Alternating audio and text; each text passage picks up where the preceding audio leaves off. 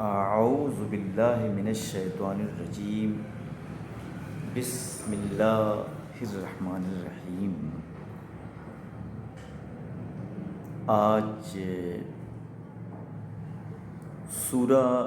الاخلاص کے بارے میں مجھے کچھ کہنا ہے، اور سورہ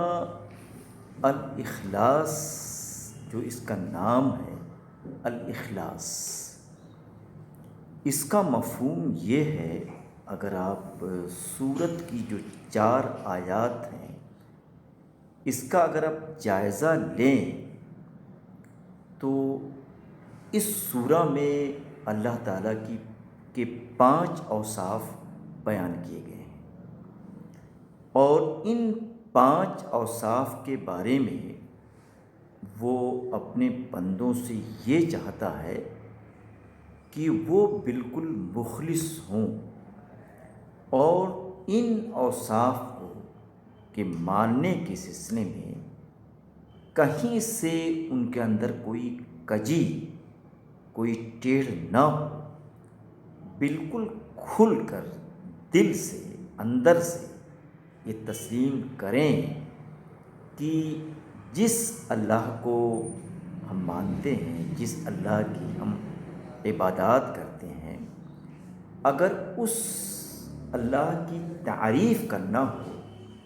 تو اس میں جو 4 اوصاف ہیں وہ بڑے اہمیت کے حامل ہیں۔ سورت کی سب سے پہلے تلاوت کرنا چاہوں گا۔ قل هو اللہ احد اللہ الصمد لم یلد ولم یولد ولم یکن لہ کفوا احد۔ سب سے پہلی چیز، جو بنیادی چیز ہے اللہ کے سارے اوصاف میں، اس کی ساری جو خصوصیات ہیں، ان خصوصیات میں سب سے بنیادی، اولین اور اساسی چیز یہ ہے کہ تم کہو۔ قل کئی انداز سے قرآن کریم میں آتا ہے، لیکن یہاں پر جو قل ہے، یہاں ایک طریقے سے آرڈر ہے، ایک طریقے سے حکم ہے کہ اللہ کی یہ صفت جو ہے احد، کہ اللہ ایک ہے، اس کے اعلان کرنے کے سلسلے میں، اس کو بواگ دہل کہنے کے سلسلے میں،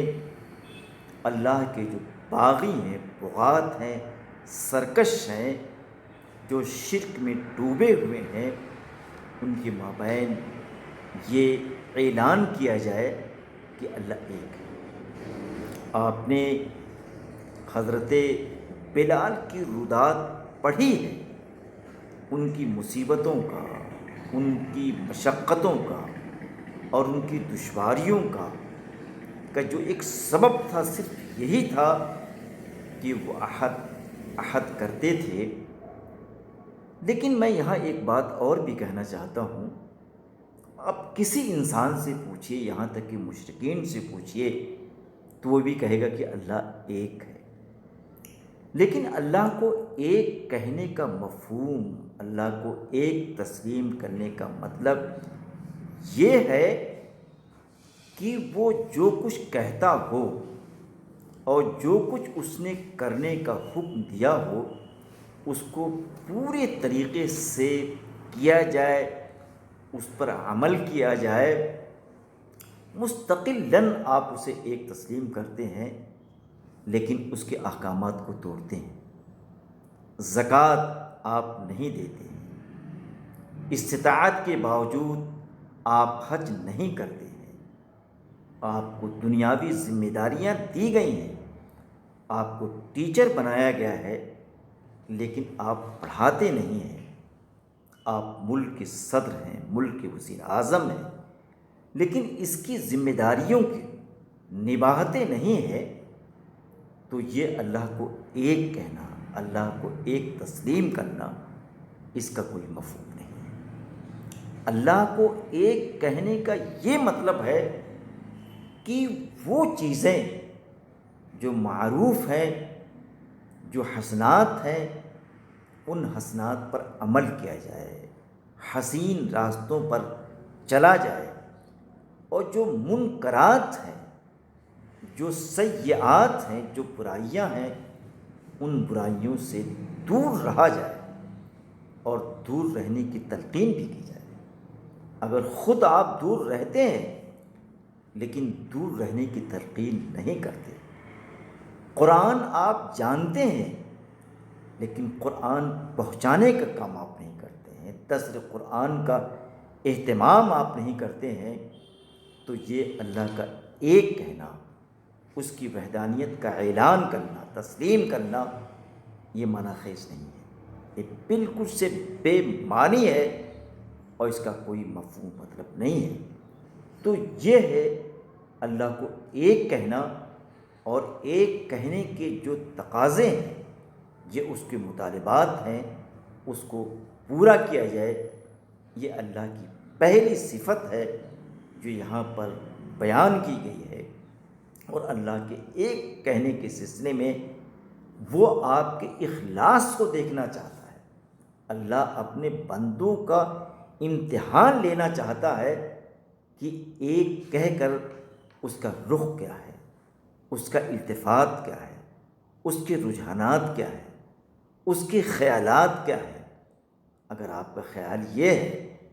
کہ مشرکین کو سپورٹ دیتے ہیں، اگر آپ کا خیال یہ ہے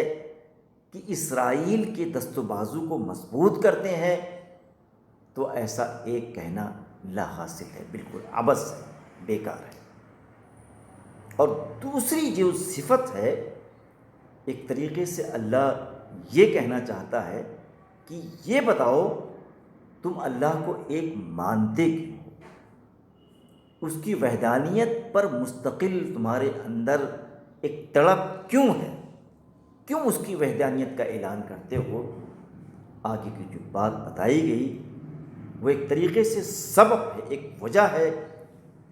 قل هو اللہ احد اللہ الصمد،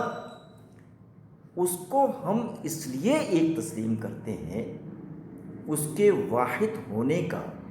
ہم اعلان اس لیے کرتے ہیں کہ وہ صمد ہے۔ میں یہاں ایک بات کہنا چاہوں گا کہ مولانا حامد الدین فراہی کی جو تفسیر سورہ اخلاص ہے، انہوں نے لفظ صمد کے سلسلے میں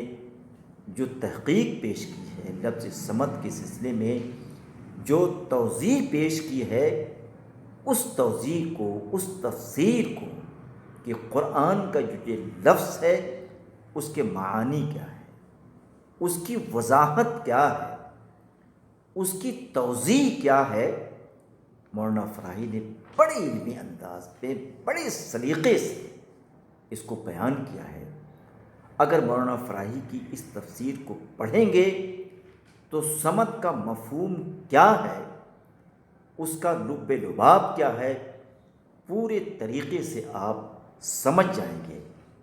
اور اس سے آگے کی ایک بات کہنا چاہتا ہوں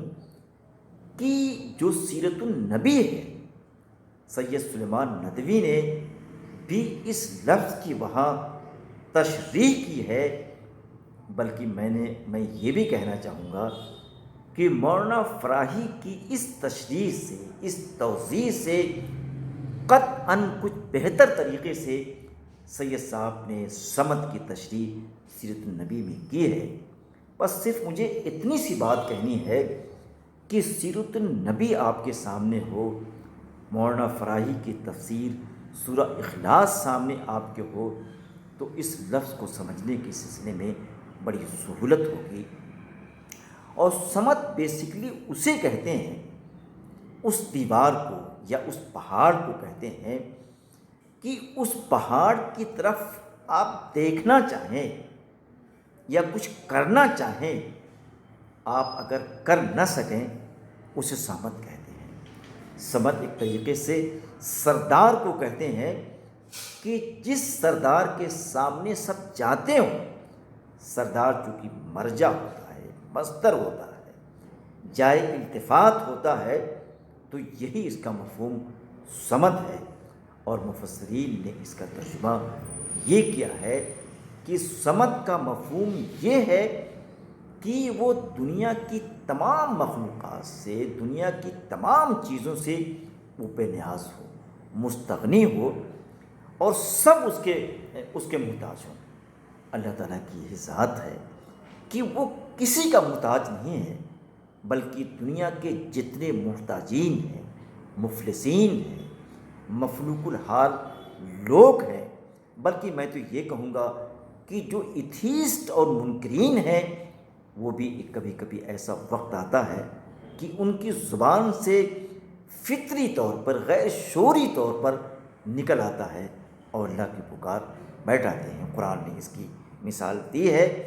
کہ سمندر کی موجوں میں جب کسی کی کشتی پھنس جاتی ہے اور طوفان کی زد میں آ جاتی ہے تو اسے، اس منکر کو وہاں پر اللہ یاد آتا ہے۔ تو صمد ایک ایسی ذات کو کہتے ہیں کہ پوری دنیا اس کی طرف دیکھتی ہو